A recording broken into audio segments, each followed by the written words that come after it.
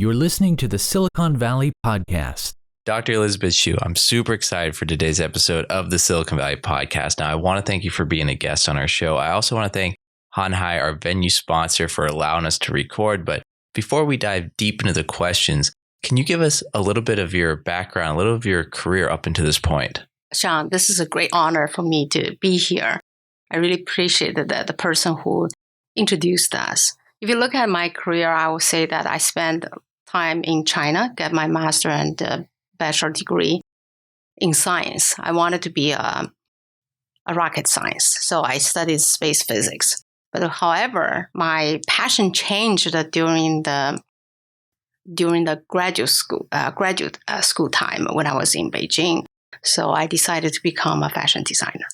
So I came to the States, wanted to become a fashion designer. However, when I faced the challenge of being a fashion designer, left my husband behind doing research, I decided to pursue my career in science. So I got my bachelor in computer science and I had a PhD in atmospheric science. And people felt like I really, I did not follow my passion of being a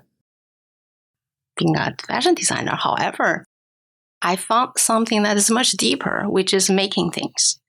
And I channeled my passion from making beautiful clothes into making software that is more useful and to really help business. So that's why I started my career as a computer science. So I started my career as a developer at IBM. So within 2 years of time, I found out that I had a passion in bringing the team together and really lead the team. So I became a manager. And then a few years later, actually within the 10 years of my graduation, I became a C-level executive at a public company. Wow. So after that, I went through a lot of challenges. So I became a CTO at a billion-dollar company. And again, the group CTO at the CP Group, which is a $65 billion company. So now I'm on the third phase. The third phase of my career, which is CEO of my own company. This is quite the journey you've been on. From fashion to, PhD physics to publicly traded companies, CTO, and not just, tiny little companies. I mean, 65 billion. These numbers are pretty astronomical. And now your third leg of being a CEO. In this journey that you've gone on, I mean, one thing I'm really curious about is the power of communication. How does one communicate? I mean, you've had so many different roles through your career. How does one go about communicating effectively at each level? So Sean, this is a wonderful question. I think this is the most useful question because communication is such a powerful tool. Not only you can demonstrate what's your own intention, but also to have a two-way street, to have a communication with the party you try to communicate with. I will say that the empathy is the number one skill to really see the other party's issue, problem, challenge, motivation, all sorts of things. And then you can step into their shoes, or I call it a virtual box. You step into their virtual box and you can really internalize their problem, their challenge, their motivation, and use your own skill, experience, best practice, and combine their problems, not only just combine to solve their problem. And then you can propose a win-win solution. So when you communicate at a win-win level, you will find out that you can not only just communicate your thought, your intention. You would communicate back to solve their problem, add value to them. And I think the communication is not broadcasting. Broadcasting is one-way street, but communication is a two-way street that you understand them, they understand you, and together you can achieve something called a synergy. 1 + 1 maybe equals 2. or 10 or 1,000. It really depends on how much you can collaborate. You can understand each other's problem and then bring the value, which is much bigger than just individually each party can contribute. When we became a C-level executive, we constantly felt that you have to have this multi-dimensional thinking, meaning that when I'm in a room with a customer, with my team, I have to build some I call it virtual position. One for my team, one for my boss, one for my second line manager, one for my sales, marketing, and the customer. So when we were discussing a problem, we can step into each person's position and try to come up with a common, acceptable solution. Sometimes people think that's just compromise. It is not compromise. It is the win-win solution that brings everyone together. So this win-win solution that brings everyone together, to communicate it. I've noticed sometimes engineers have trouble talking. I was a mechanical engineer in undergrad, and you were studied physicist. How important is communication skills with ending up as the CTO of a $65 billion company? Oh, that's a $1 billion question. The first time one of my peers, who was the SVP of HR, told me, Elizabeth, you should become a CTO. I was, why? He said, you have a capability to simplify things and then communicate back to the people who can understand. I asked him, give me example. He said, one time I remember that you were talking to our CFO. He asked you, what is the service-oriented architecture? And you just basically brought a power strip and just say, the service is like electricity. You plug in, you use it. If you don't plug in, you don't use it, and you don't charge the customer. Customer will plug in when they use, and customer can choose to plug in different kind of a socket to get the different services. He said, that moment, I knew that you have the ability to really simplify things and also communicate in a very plain language for other people to understand. And also, you're not only just look at the technology, you always ask questions. How can we use this technology to solve business issue? Can we use this technology to solve customer pain? Can we work together with the customer, come up with a different kind of use cases or different kind of a usage of our product and can really solve their problem? I would say that there are many skills. And leadership skill is always good, but the ability to simplify things, to communicate in a very simplified way with the multi-levels is a key to become a C-level executive. That's great information. You mentioned leadership skills. Can we dive into that? How important are leadership skills with growing one's business? Well, growing one's business, when you're talking about the growing, that means you cannot do everything all by yourself.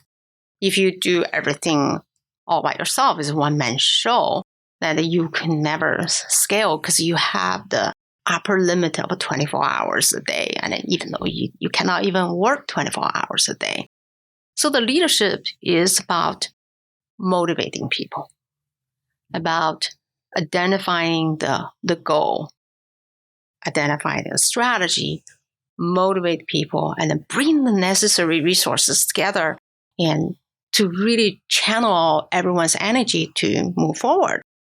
Of course, there will be challenges there will be challenges on the way, but the leadership will provide the new adjusted direction, the priority, and get all the possible resources for them to move forward. I would say leadership is different from management skill because management skill is to try to make sure that everything is doing perfectly well.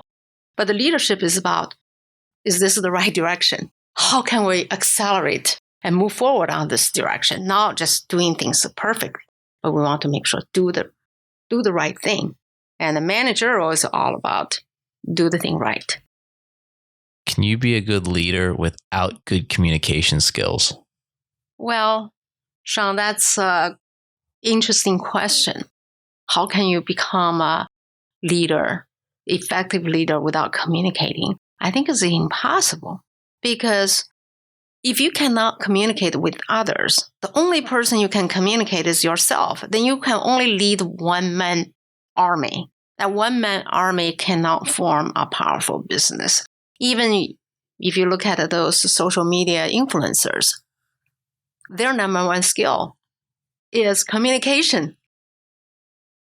So no matter what you do, if you want to lead, you want to go beyond your own scope, you want to make any dent outside yourself, you need a communication skill, you need a leadership. Many of our listeners are entrepreneurs, they're startup founders or investors. For the entrepreneurs, say they were to sell their company and get acquired by a big corporation.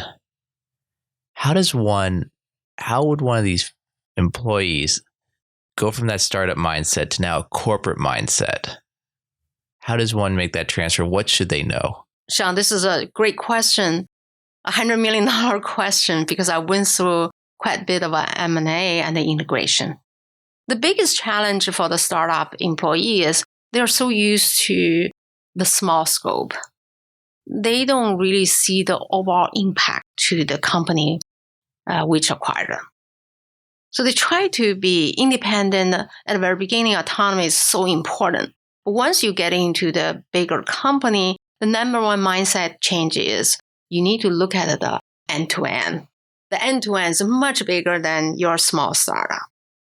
When you look at that, you will say, how can I bring my service to the much bigger company? Can I connect with a different department? Can I make sure that they understand my product? They understand my service. So together we can sell more to the customer base, and then we can add more value. So that's the number one thing, is to get out of your cocoon, to work with a different kind of a department within that company that is maybe 10x or 100x bigger than you. And having that kind of a communication skill to really understand the big scope is the number one challenge we had before. It needs a lot of coaching to really understand the other department. What we did in the past is we let those department people to introduce what are the possible channels, what are the possible way of using this service. And together they will do the brainstorm session. Once they do the brainstorm session, they will find out, we can use the software in a different way, or we can really amplify the value of the software. That's why the large company like Cisco, Google, they acquired such a small company with a great technology. Through their channel, the value of that particular small company, one product, became such a market phenomenon.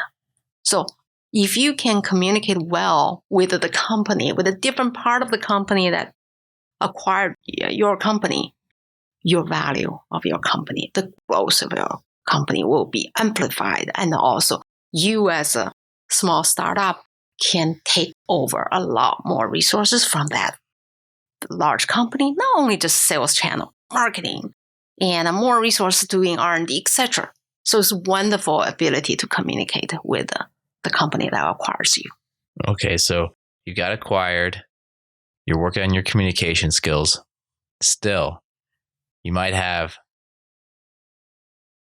3-4 years left in some type of earnout or some type of contract.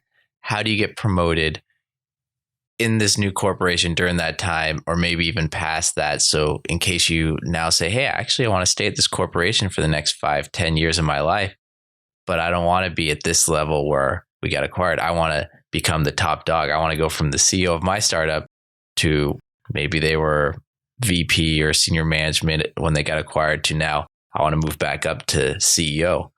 How do they go about getting promoted in a big company? I had several examples that when we acquired a company, and there's really awesome people, either they're architects or they're first line manager, And what we did is, like I did, was really mentor them. There are several ways of mentoring people. One way is to bring the best practice from that small startup and to really amplify it in my large organization. And then during that process, we let this person lead this new initiative. Let's say, bring your testing strategy out to this new company. And then through that, you can really give them a stage to play. So in all, if you summarize, how do you get promoted into the next level? It's about learning the skills that is required at the next level. It's not about doing the same thing again, doing 3x of what you are doing. It's about understanding what does it take to go to the next level. For example, if you are a first-line manager, you want to be a GM. The GM needs the business sense. Need you to understand the business and understand the marketing. You need to have more engaged to the customer or to learn the sales skill. All those kind of things. If you stay in your cube and do the same thing, you will never get promoted. So you're saying if I'm at my cubicle and I'm doing 3 times the amount of work as that person next to me, but that person next to me is thinking about learning and the skills for the next level, that person's going to get the promotion and not myself. Exactly. Think about it. If I want someone like a GM, I'm not going to hire a programmer who only knows how to do program to be the GM, because I need someone who can communicate outside to work with the customers. And if I hire that programmer who's a 3x productive than his peer, then I put this person on the Peter's principle. Peter's principle, what's that? That is something called you promote people to the level they are incompetent. They are no longer competent because they don't have the skill at the next level. So sometimes people think, oh, it's not fair because I did all the work. The other person get a promotion. Yes, you did all the work because of all the work you did, you are very, very productive. Doing more work will make you a productive team member. However, you will be further stuck in your current role because you don't have time to learn the communication skill, to spend time with the customer, to write a demo, to do a demo, to record a video, to talk to the world about what you have built. Because you just focus on. But however, some company, they have a dual track. Even though you do a lot of detailed work, you can be promoted, but you will hit the ceiling if you don't learn how to communicate as a technical leader. So you will never become a fellow. You will never become a chief architect because chief architect and a fellow also need the leadership and communication skill. So to summarize, if you really want to get to the next level, first of all, understand what does it take? What are the soft skills? What are hard skills you need to acquire? And then you need to work out a plan, promotion plan with your boss. Why is that so important? A lot of people think, you know what? I just need to get promoted. And then I was showed up at my manager's door, just say, manager, I want to get promoted. And then the manager said, huh? You want to get promoted? They got shocked. And they said, you know what? Probably takes a year. You were like, I want to fire this manager. I'm going to quit and go to another job. You know what? When I was a manager, it took me 6, 9 months or even 12 months to come up with a plan. How can I showcase my employee? Because I'm not the only person to make decisions. My peer, my manager, sometimes my third line manager, we together will ask questions like, is John ready for is John ready for this next promotion? And the further question is, has John demonstrated the next level of leadership, communication skills, blah, blah, blah. The reason I need 6 months, 9 months, and 12 months is I need to come up with a plan. I want to showcase John in front of my peers, my second line manager, my third line manager. So when we start to have that promotion conversation, it's not like Elizabeth said, John's ready, John's ready, John's ready. It's like, yeah, I had that presentation from John. That was fabulous. Oh, John solved a customer issue. Oh, he was brilliant in front of the customer. And then you don't even have to really sell your employee because you saw their employee in the last 6 months, 9 months, and 12 months. And then they will say, you know what? John from your department is ready for the promotion. So how important is it to have your management above you be your champions to move up in the ladder? It's absolutely the most important thing. A lot of times people think, I have done so much. I said, do you know that? Let's see. One time I was having a lunch with someone. I was using my plates. Let's see, if your manager is expecting this much from you, you did this much. But however, the overlap is so little. Your manager would say, John, you haven't fulfilled your task. I was expecting this, but you said, I did this much. Well, we have a mismatch between my expectation, our goals, and what you have done. And then as a manager, if someone said, I did this much, but I only fulfilled a part of the requirement, the expectation, I would think, what are you doing? Are you wasting your time? You're wasting company's resource. Actually, you're not even a good employee. We should get rid of you because you're not working on the necessary task you're paid to do. Interesting. Okay, here in Silicon Valley, so many people, they spend just 1 year at a company and then a year at another and a year at another. In their mind, they think this is the best way to move up the ladder, is to keep jumping from company to company to company. From your experience, is that the best strategy, or is the best strategy to get your management a step above you to help promote you within a company? How do you move up the fastest? It depends. Why does it depend? If you jump the 1 year, another year, but you follow the one person, each time you jump, you get a bigger role. That's the best strategy. There's so many people, they carry the whole team around. They went to different company.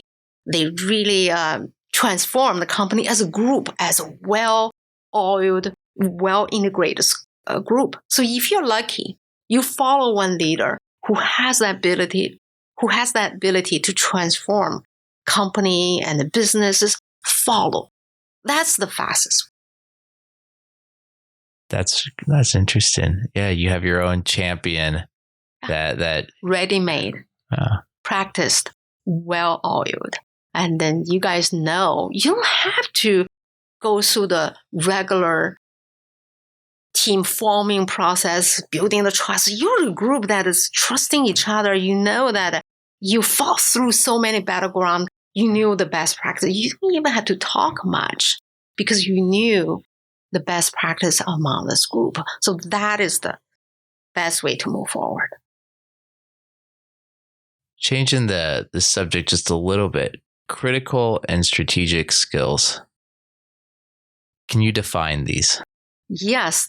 Okay. The critical and the strategic thinking is two very different skills. The critical thinking is you ask all the questions, you find out what is the most important piece of a problem you need to solve.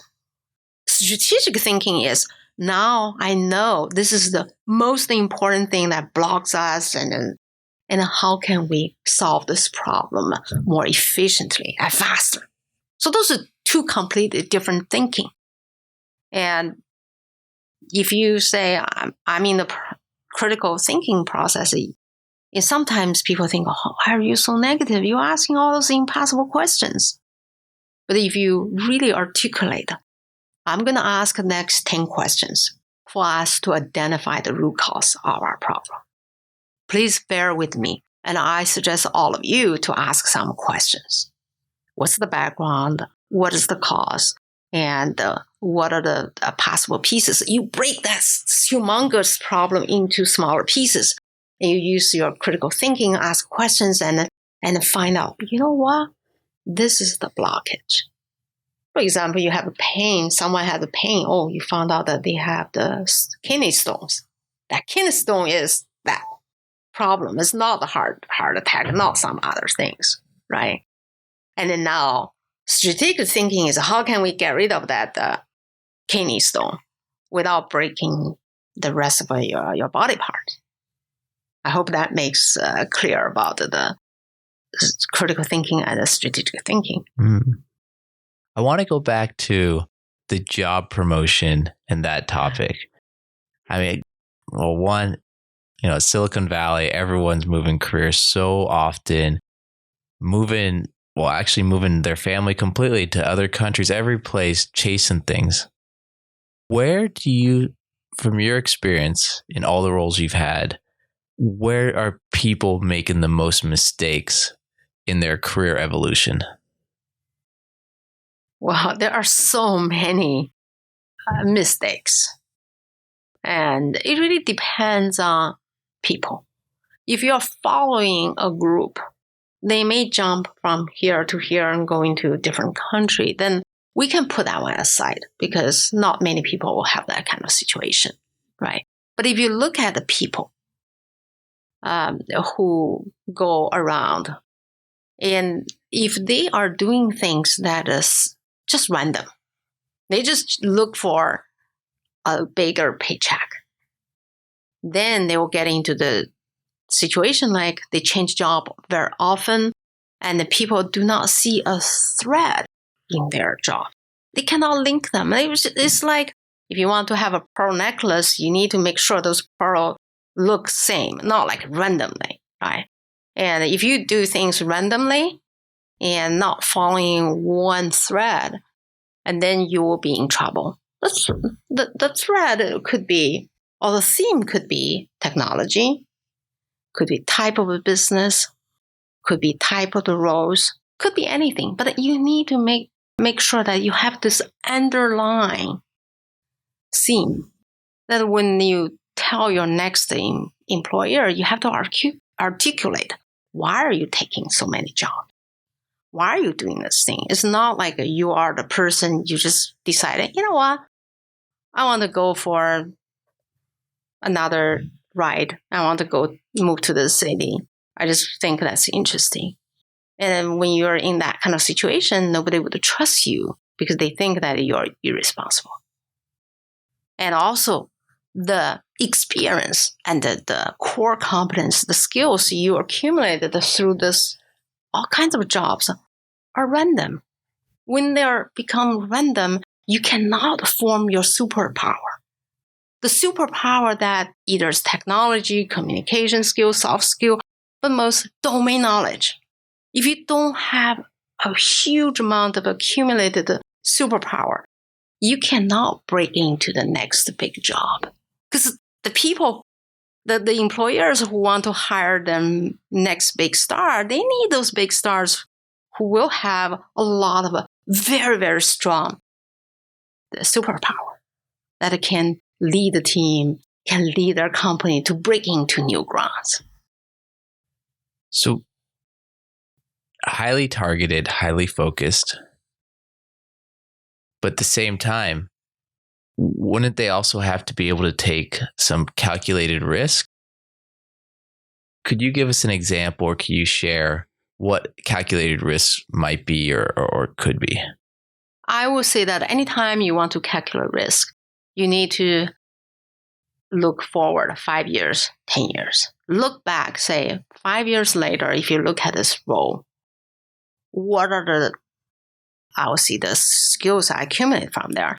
Recently I wrote a blog about you need to define your graduation day on every single job. What does that mean? That means you need to develop your own curriculum. Like what I'm going to learn, who am I going to learn from at this job? What kind of experience I can get?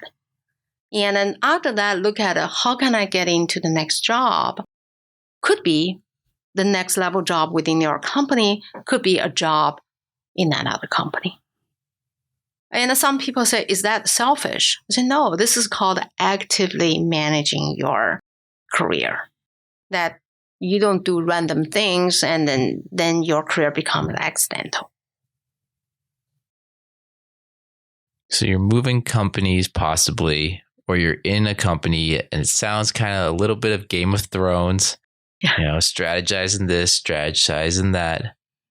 For all this, how do you maintain relations? Relationship is so important. A lot of jobs are hidden. And those hidden jobs, such as earlier we said, you follow a leader. This group has been integrated so well. They work so well. They have a synergy. And that kind of a relationship really carry you forward much faster. So if you look at the people failed to build a relationship are the people who only focus on themselves. They look at what I've accomplished. I need this credit. I did this, I did this, I did that. And if we look at the fault, they will say, this is your fault. This is your fault. And when we have those kind of people think they're self-centered. People think they're too aggressive. And who will call on those people when they have another opportunity? I would say that the best thing is to share the credit with others, right? Like, Sean, you helped me this. And we need to tell the people that Sean helped me helping this. Write an email to Sean's managers. Sean has been instrumental in helping out this. Without Sean, copy Sean. Let Sean know that I truly appreciate that. And then I have some fruit I brought to Sean. Say, Sean, this is the fruit on my garden. And I just want to show you my appreciation for helping me out 2 days ago. Take Sean to lunch to have a coffee. I mean, those are the different ways to build a relationship. And as a leader, you not only build a one-on-one relationship, but also to really enhance the relationship between your employee with the company. For example, we used to ask a lot of employees to work overtime. Instead of us send them $1,000 bonus, we send them $500 special award. We pay the tax already. We say, you can take your family out for dinner.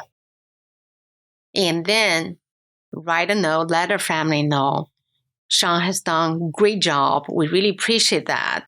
And this is the dinner. We want to show our company's appreciation. You as a family, you support Sean, that you give us so much of a free time for the company. And that's also a way to build a relationship with the employees. But that's beyond the personal relationship. I think the personal relationship is to show your appreciation. And also when you're starting to consider to build a relationship with the upper management, you need to consider one thing called the reverse mentoring. Well, first off, I want to say thank you. And for any of our listeners, if you want to repurpose any of those compliments to Sean, go ahead and do so. Open rights for that. But okay, reverse mentoring, what is that? All right. So let's see. I was a CTO. We had a couple thousand people in the organization. I was busy with a different kind of things. If one of the employees say, Elizabeth, so this is a new technology we could use. May I get 30 minutes of time? I demoed that technology. I would be so thrilled, right? That's called a reverse mentoring. They use their superpower. They use their core competency to fill in the gap of mine, which I didn't have time to study. And use that, you can bond with people very easily. Because next time I'll say, hey, Sean, this is another challenge. This is another technology challenge. Would you please give me a quick tutorial? So you go there, you learn, and then you show it to your senior executive, and then gradually you become their advisor, technology advisor. Anytime they have some challenge, they'll think about Sean. So next time they move to a different job, they'll think, you know what, I should bring Sean with me. So that's how you build a relationship, by offering, by adding value to the relationship. I think anytime people think, How can I get out of this? What can I get out of this relationship? Once they think that way, the other party is not stupid. They can sense that. They can sense that if they sense this person only take things out of this relationship, next time you call them, they will not pick up the calls. So I think anytime we want to look at a relationship, we need to think about that. What are the 2 things, 3 things, 4 things we can contribute to this relationship? And of course, you're going to not build a relationship with anybody. You need to strategically identify the few people you really want to hang out with, because the people that you're hanging out with really influence your future outcome, because they can serve as the role model. They also can clarify some of your confusion when you're confused, right? I would say that choose the right relationship, contribute, make it a win-win. So with that, very powerful information there. What are the habits if I wanted to become a good CEO? What are some of those habits that I would need? Number 1, how to become a CEO. Number 1, manage yourself. Usually the CEO, the number 1 challenge they have is their own ego. So manage your ego, tame your ego to really think about strategically, we as a company, what are the future market? How can we connect with the customers? Where do I get the resources? How can I define the strategy? How can I motivate my people? Right? Because CEO is the person, because the buck stops there, that all the problems stop right there. So you as a CEO, you really need to think about it. Not the CEO will do everything, but how can I channel everybody's energy to the right direction? How can I bring more resources to make this force much bigger, more powerful? How can I connect with the customer, identify the most important, most challenging areas for our customer that I can add value to bring my service, my products to solve their problem? Right? There are so many skills, but I think self-management and also focus on team, get the right priority, and make sure that you automate your business, make sure your execution is flawless. And another skill is simplify. Do not try to build so many layers, so many complex procedures for your customer. Think about for your group, right? Think about it. How can I simplify my business? How can I simplify my offering that the people don't have to click, and then find a solution? How can I just have one click? We used to have this challenge, like, how can we reduce one click? Can we have a one click and get to that service that customer wanted? Shorten the path between your service and the customer pain. And say I'm the CEO of a company, early stage. I'm able to build relationships. My communication skills, I feel, are good. Leadership. But the company grows and new skills, new challenges you're going to face, you're going to have to change. How does one go about changing with the company as it grows? What's the hardest person to manage? It's still the same person. When you grow your company and you find out that your skill set has the mismatch with the scale of your company. So the scale of your own set of skill sets have the mismatch, have the gap between the fast-growing scale of the company. Find a mentor. Get a set of board members or advisors who can guide you. And to move, another thing is some of the CEO just say, you know what, I'm going to be the CTO. Hire a professional to become a CEO and to really run the business, right?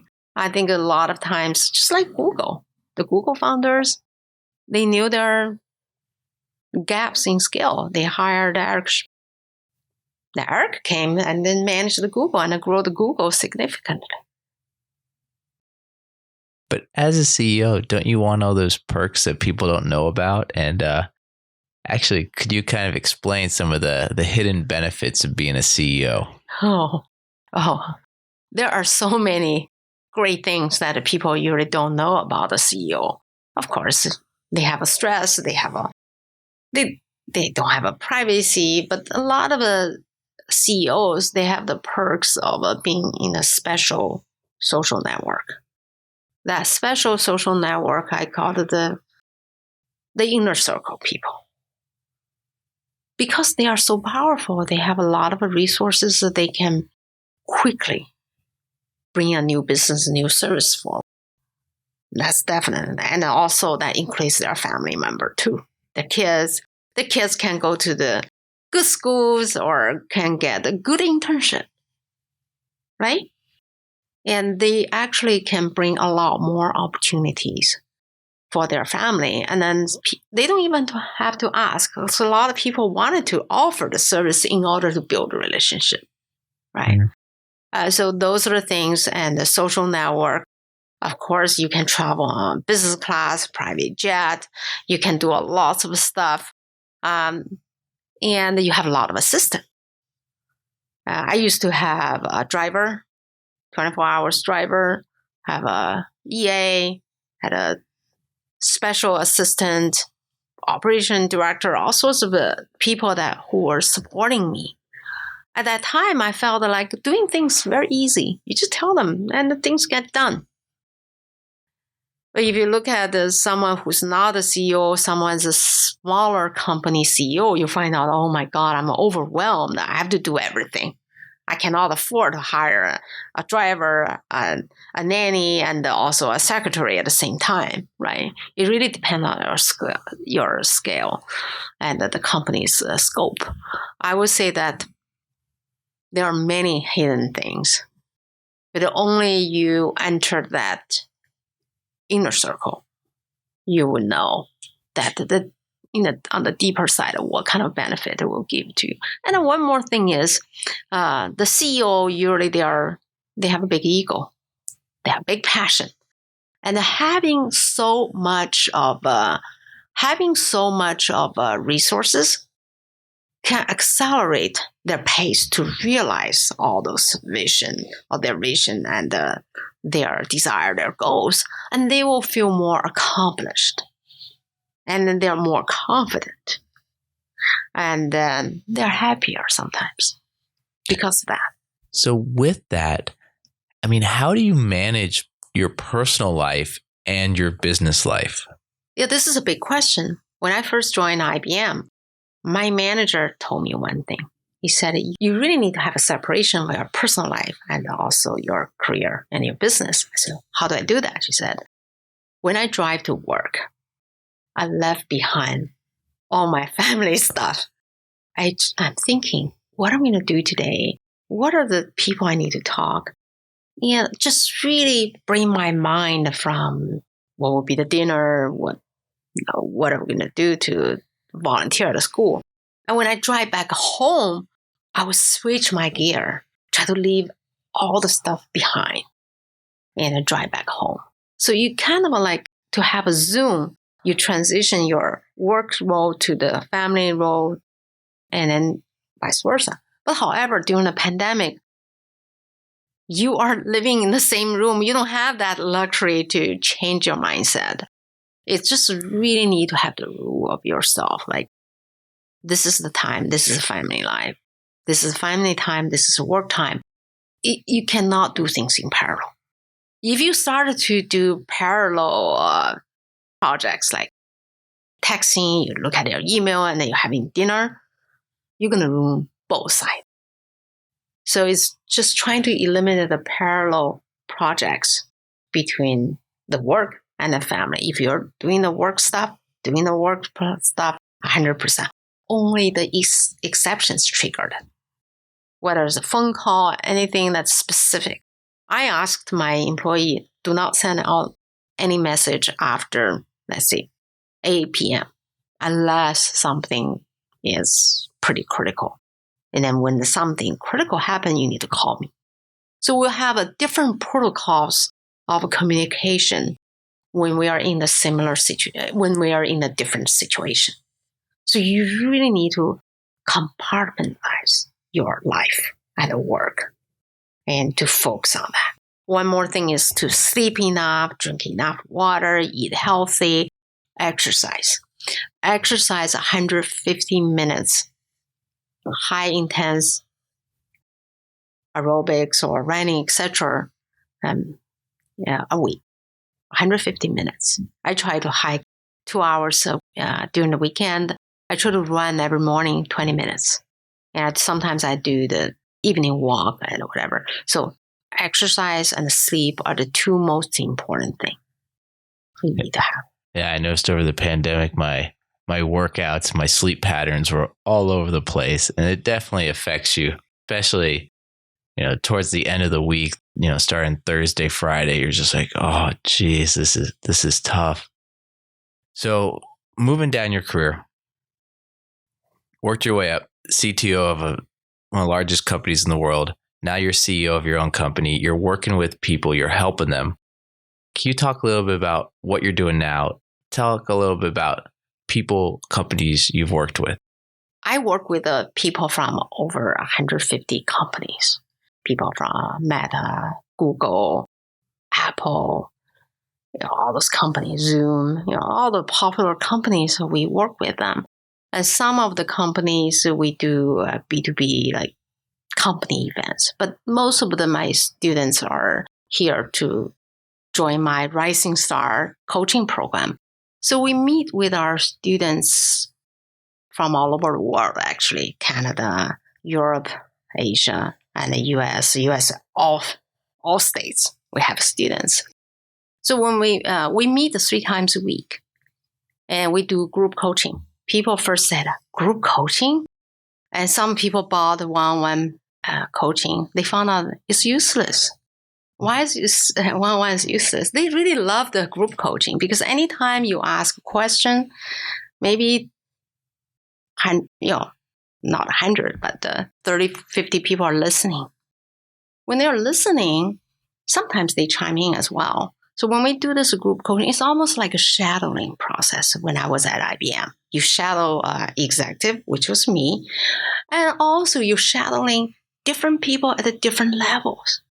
Because my mentees or the students are at very different levels. Some of them as SVP, some of them are director.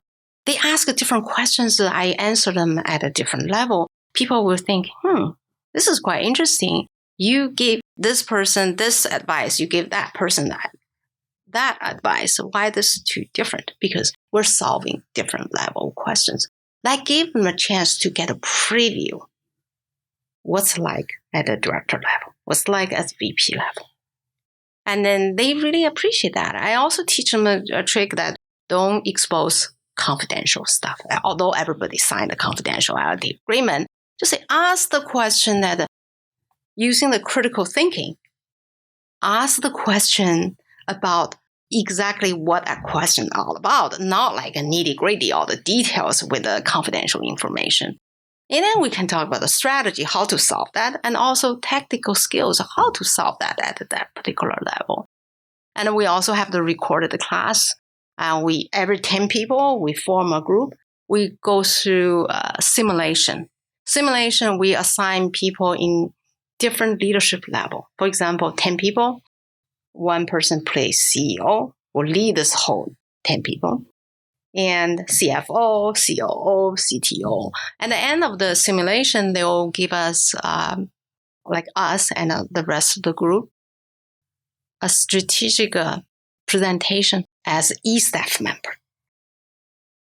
So I think you force people to get into that position. And then they can accelerate their growth process. It's just, the whole thing is about the shadowing. It's about the simulation. You fake it until you make it. None of them are the CXOs, but we fake them in the real project. They can simulate against the specific company we chose. Some of the times that we simulate real company, actually the CEO, the CMO, they came to the presentation, they actually took the strategy from our student. very interesting way of doing it. So it's a combination of a recording, live coaching, simulation projects, parallel mentorship among everyone. We together build a great, I call it career ecosystem that people can help each other. And we also bring different kind of executives and then give the closed door, inner circle discussion because all our students sign a confidentiality agreement. So we have a very, very inner circle discussion that we don't want to let the rest of our world know, to really teach the students what is this all about. That we're not going to say it here. That's fantastic. And before closing up, are there any CEOs out there that our audience should try to study or take notes from, or any references or any resources, books or that our listeners could start today to study before signing up for your courses or your university? Well, I have a book myself called The 10 Steps to a Successful Career, Myths of Promotion. That book, we're about to publish the second revision. We hope that by the end of the year or beginning of next year, we're going to have that book done. There are so many books about leadership and about how to create happiness at a workplace. And I would suggest you read all those great books about, Walmart CEO, Sam. And you can read about Jeff Bezos from Amazon. There are so many books about the CEO. I will say that you may have your own preference and just choose one, learn their life, because their unique journey brings who they are. You're not going to be the same person. But I think the most important thing I learned was anytime they run into the issue, they've been very resourceful. They are not negative. They never had this victimized mindset like, oh, I failed because this, I did this, oh, I had this bamboo, I have a bamboo ceiling, I have a glass ceiling. Yeah, just when those people can never become successful. Only the people say, you know what, this door is closed. There's a window. Well, you know what, there's a weak point. Maybe I can tunnel through it. Oh, where's my jackhammer? And drill through it. Or maybe someone can introduce me person to walk around the block and to open the other door in the other building. So the people who have a self-discipline, people who manage their egos well, and people are so tenacious. At the same time, they treasure relationship. The relationship with their employee, with their customer, with their partners. They're trustworthy people, and people will follow them around. And those type of CEOs are the role models that I appreciate. But you might have other favorable CEOs. Dr. Elizabeth Xu, this has been a fantastic interview. If anyone wants to find out more information about you, what you're working on, what's the best way to go about doing it? Oh, you can go to our website called A2Cacademy.org. A2C meaning A players, number 2 to C-suite. We help people advance their career. And my mentor and also my partner, Pat Zimmerman, we are committed to help out 100,000 people in the next 10 years and bring them to the leadership position. We really want to help 10,000 people get into the VP above at C-level. So that's our commitment and that's our passion. So my passion kind of went from building and making beautiful clothes to making great software. Now try to help people to reach their fullest potential. That is our goal and our passion for the next 10 years. That's fantastic. We'll have all that information in the show notes. And for all our listeners out there, as you take the courses, as you move up your careers, when your company that you're building is ready to get acquired, raise growth capital, or if you have some pre-IPO shares from a company you're at before, or who knows, I'm a mid-market investment banker focused on those things just said, mergers, acquisitions, growth capital, and secondaries here in Silicon Valley. Reach out to me. You can connect with me on, go to the Silicon Valley podcast website or connect with me on LinkedIn at Sean Flynn, investment banker. And with that, Elizabeth, I want to thank you for your time today on this week's episode of the Silicon Valley Podcast. I want to add one more thing. Of course. As Sean has resource, the connection to sell your company, to bring great advisors for you. I think if you want to connect, if you're CEO, connect with Sean, because he has the resource for you to bring your company to the next level and maybe cash out your company. Thank you. That was the best ending of any show we've ever had in 136 episodes. So thank you. You're welcome.